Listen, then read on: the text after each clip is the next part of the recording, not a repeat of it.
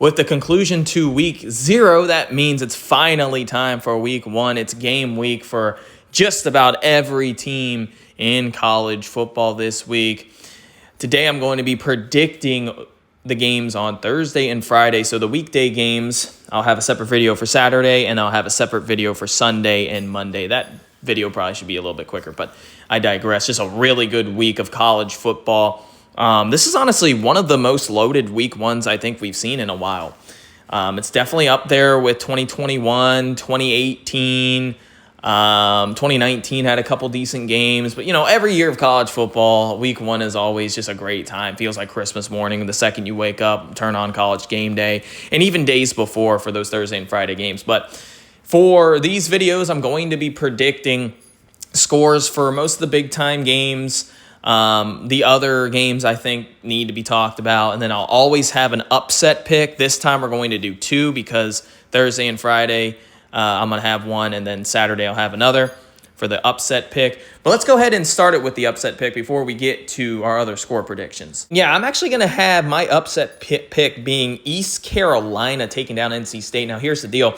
East Carolina is going to be a very solid team. There's a lot of really solid Group of 5 teams this season that have a lot of Power 4 talent. East Carolina is one of them. And then you have NC State, on the other hand, going to have I believe it's going to be his 3rd or 4th game starting CJ Bailey, quarterback from last year. They do have Smothers, a running back as well. A couple decent wide receivers. And then if you look at NC State's defense, it's got to be way better than what it was last year. I mean, I'm hoping so for Dave Doeren, but at the same time, they have like 10 starters who are veteran players with 5 and 6 years of experience. So am I feeling really good about this pick? No, but I do believe East Carolina is going to, with year 1 head coach Blake Harrell, kind of continue what they did last year towards the end of the season. And East Carolina is going to be a very solid team this season. I think they're kind of a dark horse American team. Katin Hauser, if he's able to play up to par like he did in the bowl game last year, these two teams actually met last season in a bowl game, then yeah, especially the defense as well. I like East Carolina here, especially to cover. The spread is at 12.5. I think that's a little bit too much for NC State, even if they are going to win this game. But there's something about East Carolina. I think they're going to get somebody this year, and it happens to be NC State. Into some of our quick picks here, as I do have Ohio covering against Rutgers. Listen, Rutgers is going to be a pretty solid team this year, but so is Ohio. If Parker Navarro plays even better than what he did last year, and honestly, he was just so inconsistent for Ohio, they're going to be a legitimately good team this year. They're going to win double-digit games. They're going to upset Rutgers even. I'm just not too sold on him at quarterback, but I do have Ohio winning the MAC, so I'm also giving him more benefit of the doubt. Speaking of the MAC, Buffalo, listen, I'm hearing a lot of good things from Buffalo. They're established one of the best rosters in the MAC as well. Minnesota has a brand new quarterback, so I could definitely see this game going either way, but Minnesota has the better roster. And then in terms of line of scrimmage, I do believe Buffalo can match them for the first half. After that, I do think Minnesota is going to pull away. Illinois and Western Illinois, this is a very large spread. Illinois is one of those teams that are quote-unquote dark horses, but they're a preseason top 15 team, so I don't really think you can consider them to be a dark horse. But that being said, they shouldn't have any problems against Western Illinois, but their style of play kind of leaves me scratching my head why this is a 40-something point spread. I wouldn't take that, but I digress. And then this is another head-scratching spread. Indiana's only a 20-point favorite against ODU. ODU potentially can be a solid Sun Belt team this year. That being said, Indiana just had one of their best seasons that they've ever had. So, and then they bring back, supposedly they have a better roster this year with a potentially better quarterback in Mendoza. But I digress. This is a weird spread. I think they'll cover. We also have Wisconsin and Miami of Ohio. Miami of Ohio is only a 17-point road underdog. I'm not really buying that. I think Wisconsin's going to be a much better team than what they were last year, bringing in Billy Edwards especially.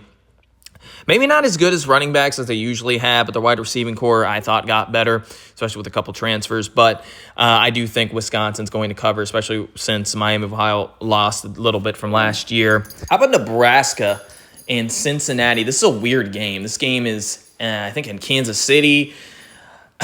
Cincinnati is a 6.5-point underdog.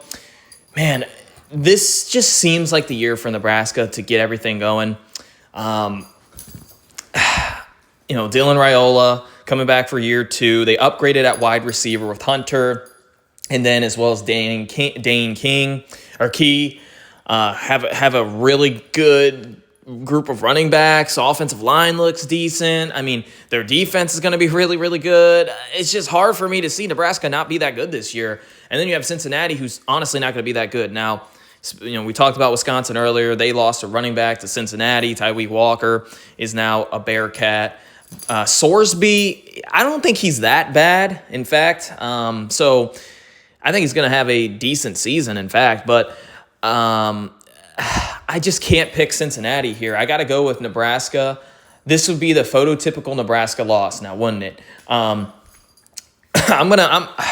Man, this one was tough for me because I'm not high on Cincinnati.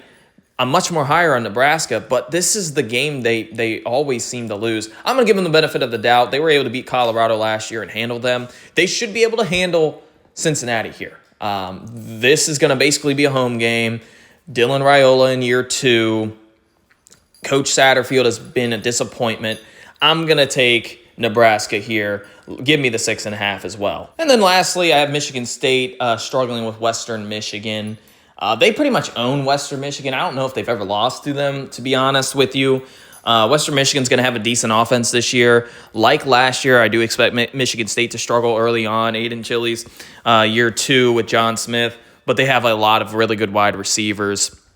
Marsh and the transfer from Kent State, who was just really, really excited and honestly was their only one of the only bright spots of Kent State, to be honest. But yeah, let's move on to some of these more in-depth picks. How about Boise State? How about the AP first, giving Boise State a top 25 ranking? They kind of deserved it after, last year making it to the college football playoffs and really the quarterfinals. But that being said, they did lose, obviously, Ashton Jeanty. And listen, is there any running back on Boise State's team that's going to be as good as him? No. Do I think Malik Sherrod and Dunbar, do I think either one of those could be pretty good? Yes, I do, especially with this offensive line. And then you look over at USF, Byram Brown. I think he's just a better quarterback. I like him a lot better than Maddox Madsen. He's more athletic. He probably has a better arm, and Maddox Madsen is more of a game manager. I think this year he's going to have to come outside his element. That being said, with all the talent around him, he should be okay. We already saw UNLV. Now I truthfully believe this is Boise State's conference to lose again with how bad UNLV did, but that could just be Dan Mullen. But anyways, this game is a road game, and this is a weird spread. It's 6.5. This line opened up at 10, now down to 6.5. Over under at 63.5. The Vegas money line percentage is leaning towards Boise State. Same with the spread. That's a little head scratcher to me. I think USF is going to get one of these 3 games. They do play Boise State, Miami, and Florida, I believe, in a 3-week span. This team is too good to lose all 3 of these games, in my total opinion. With that being said, I'm going to take Boise State here to win 41-38. I think it's going to be an offensive game. I do expect Latrell Caples to actually have kind of like a breakout game here, especially with some of these USF DBs. They're not bad, but I do expect Boise State to move the football. Same with USF. Boise State struggled last year against Georgia Southern.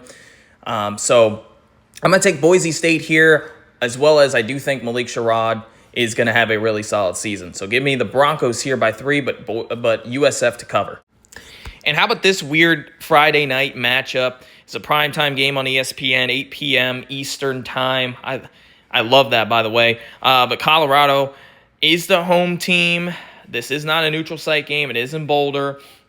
And they are also a 3.5-point home underdog to Georgia Tech. Georgia Tech also receiving a lot of love this off season. The spread is 3.5. Like I said, Vegas odds over under 54.5, and then the Vegas money line is at 80% for Georgia Tech. That is a crazy high number. 4 out of 5 people who placed money on the game have placed it on Georgia Tech.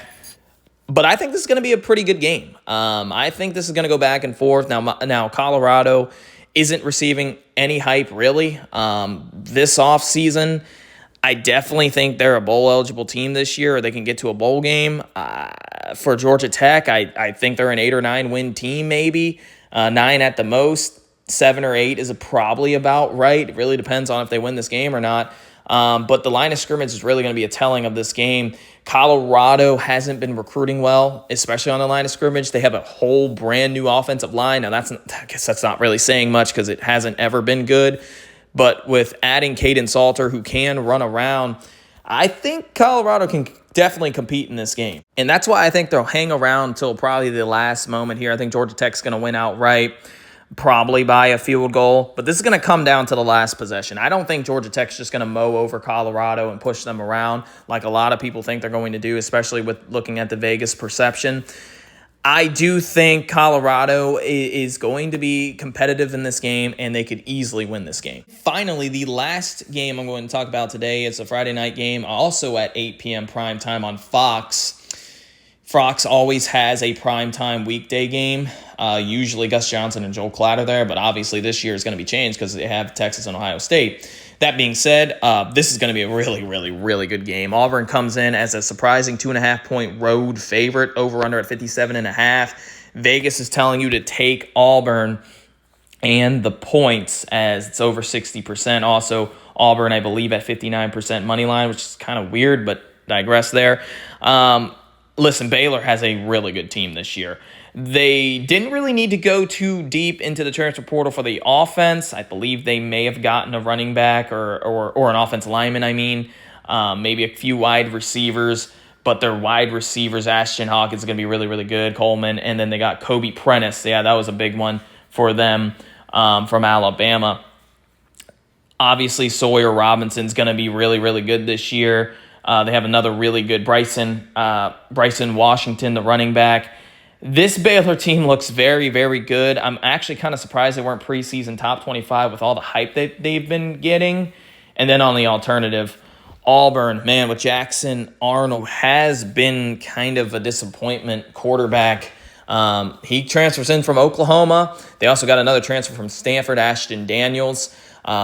I believe Jeremiah Cobb's still on this team. Yes, he is. I believe he's going to be one of their 2 starting running backs. Obviously, this elite wide receiving core led by Cam Coleman. If he can fix those drops, he basically did in the second half of the season, but his talent is unbelievable. Eric Singleton Jr., and then Simmons at wide receiver. This defense is going to be really, really good for the Auburn Tigers. I was back and forth on this game.